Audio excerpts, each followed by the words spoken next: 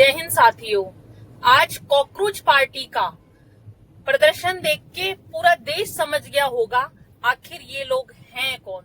साथियों, अच्छा ही हुआ कि इन्होंने प्रदर्शन किया, क्योंकि सारी देश विरोधी ताकतों को, चाहे वो लेफ्ट हो, राइट हो, आगे वाले, पीछे वाले, ऊपर वाले, नीचे वाले, आज सारी देश विरोधी ताकतें एक मंच पर मुखर आवाज के साथ खड़ी हो गई कि ये सभी लोग देश बचाने नहीं, देश को बर्बाद करने के लिए निकल चुके हैं।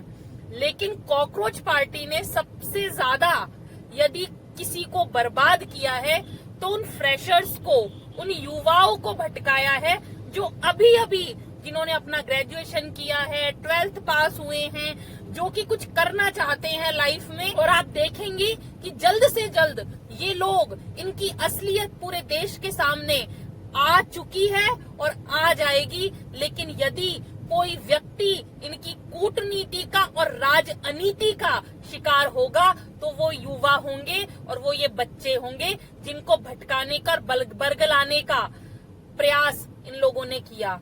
साथियों, आज सारी देश विरोधी ताकतों को एक मंच पर देखा, ये तो एक अलग बात थी, लेकिन मुझे बड़ा दुख हुआ कि कॉकरोच पार्टी का सरगना अपने भाषण में शेम शेम के साथ बड़े जोरदार तरीके से कहता है कि हिंदू मुसलमान की राजनीति, हिंदू मुसलमान के नाम पर राजनीति आखिर कब तक करोगे। मैं कहती हूँ कि इस पिल्ले को, इस सरगना को, और जिन लोगों का इसके ऊपर हाथ है उन लोगों को और इसको खुद को शर्म आनी चाहिए और अपने गिरेबान में झांक कर देखना चाहिए कि किस तरीके से पाकिस्तान के अंदर हिंदुओं को खत्म कर दिया गया। आज 22% हिंदू जो पाकिस्तान में था आज 1% की कगार पर आ चुका है और 2030 में शायद पाकिस्तान में हिंदू खत्म हो जाएगा। लेकिन भारत का 4% मुसलमान फल रहा है, फूल रहा है, आगे बढ़ रहा है, राजनीति से लेके बॉलीवुड तक अपनी धाक जमा रहा है, हर क्षेत्र में मुसलमान है। फिर भी आप उनको कह रहे हैं कि हम लोग हिंदू मुसलमान के नाम पर राजनीति कर रहे हैं। पूरे विश्व में यदि कोई सुरक्षित मुसलमान है तो वो हिंदुस्तान का है। हिंदुस्तान में अल्पसंख्यक होकर भी वो लोग मजे से रहते हैं, आगे बढ़ रहे हैं, विकास कर रहे हैं। लेकिन आप लोग इस देश में कभी चाहते ही नहीं है कि अमन हो, शांति हो, सुकून हो, चैन हो, और कोई भी सरकार इस देश में हिंदुओं के लिए और सनातन के लिए काम कर पाए।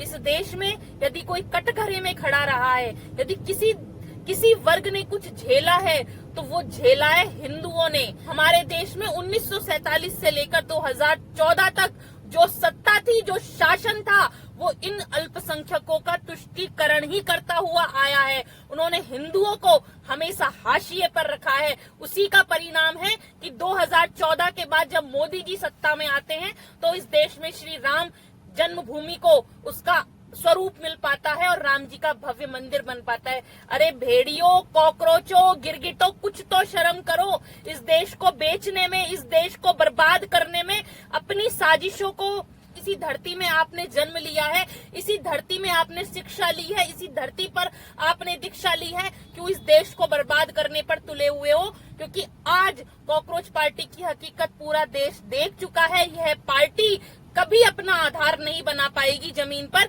ये पार्टी जिस तरीके से हवाई सोशल मीडिया पर आई थी, यह हवाई तरीके से ही समाप्त हो जाएगी। ना इसका आधार था, ना इसका आधार होगा।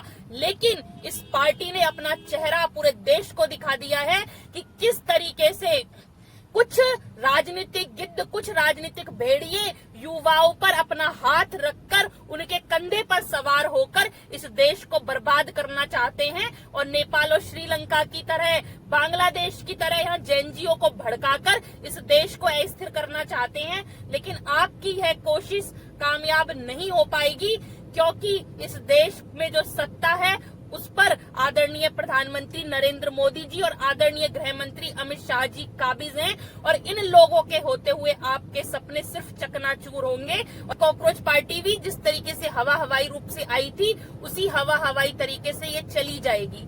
जय हिंद, जय भारत साथियों।